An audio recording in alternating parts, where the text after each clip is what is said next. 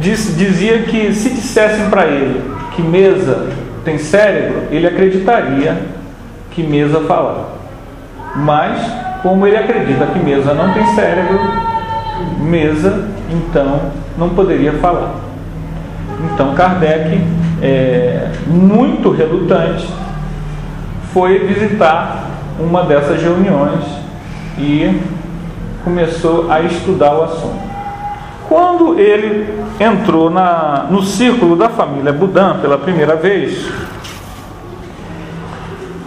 o Zéfiro se manifestou pelas irmãs Caroline e disse o seguinte: hoje eu estou muito feliz. Hoje eu estou muito feliz porque o meu amigo de muitas encarnações atrás está nos visitando. Aí o seu Boudin falou: aquele que você havia falado que nós iríamos conhecer.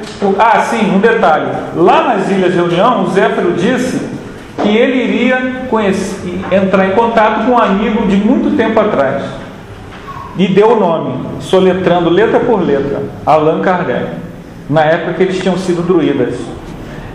E aí o Zéfiro confirmou que era justamente esse que tinha sido amigo dele há 200, no século II a.C.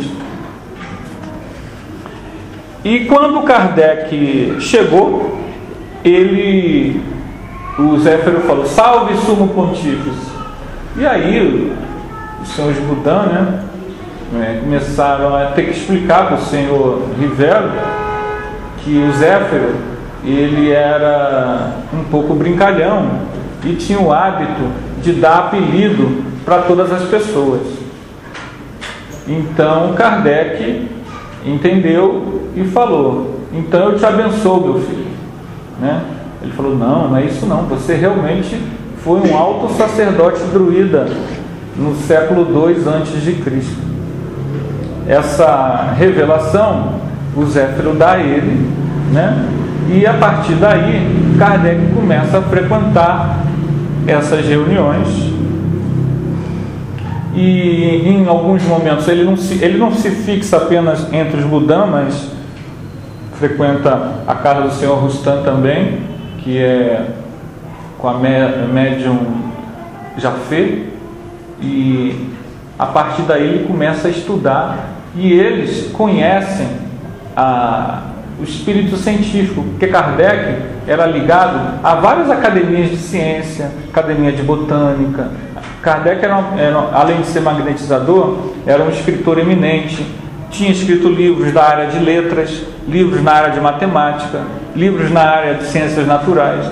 Então Kardec era uma pessoa que a gente pode dizer superdotado, porque ele estudava várias áreas, e ele não só estudava várias áreas, além da área de educação, ele era ligado a várias academias de ciência. Então era uma pessoa, daquele tipo de pessoa honrada, uma pessoa que, se fosse inglês, seria chamado de Sir. E o que eles fazem?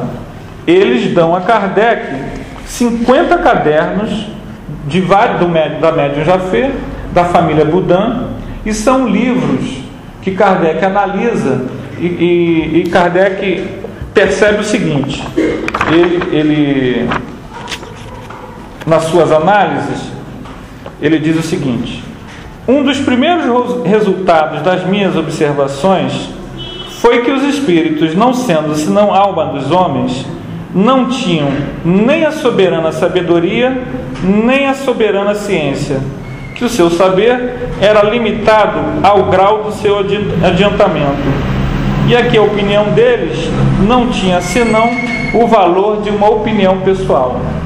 Kardec já vai estabelecendo um critério.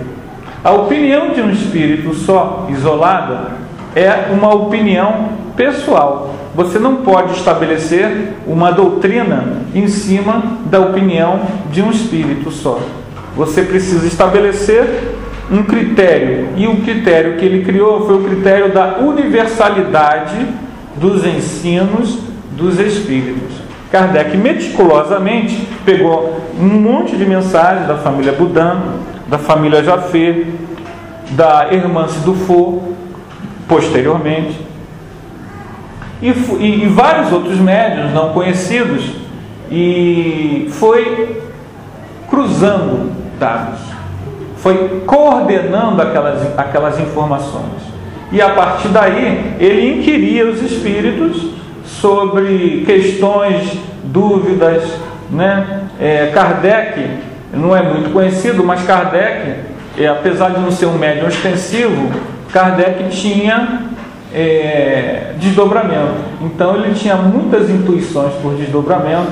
A gente lendo a revista RT, ele cita um caso em que Kardec tem um sonho, e o interessante é que ele não sabe direito o que é aquilo, mas Kardec, na verdade, estava presenciando, antevendo um evento futuro, que seria a descoberta da roda do pneu de automóvel, né? E ele descreve isso como um desdobramento que ele teve.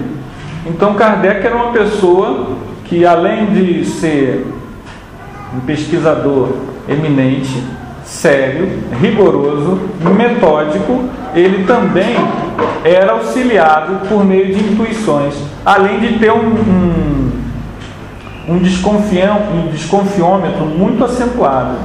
Ele realmente não ia na primeira opinião, né? A gente que é brasileiro, a gente tem um problema muitas vezes de acreditar em tudo que está escrito. Está escrito é verdade, não é? Mas olha só como Kardec descreve ele mesmo: tendo adquirido no estudo das ciências exatas o hábito das coisas positivas, sondei, perscrutei esta nova ciência, o Espiritismo, nos seus mais íntimos refolhos. Busquei me explicar de tudo, porque não costumo aceitar ideia alguma sem lhe conhecer o como e o porquê. Então, a partir dessa percepção do como e do porquê, ele junta, se não me falha a memória, 501 perguntas, e lança em 18 de abril de 1857 o Livro dos Espíritos. Esse lançamento foi um evento, porque até então você não tinha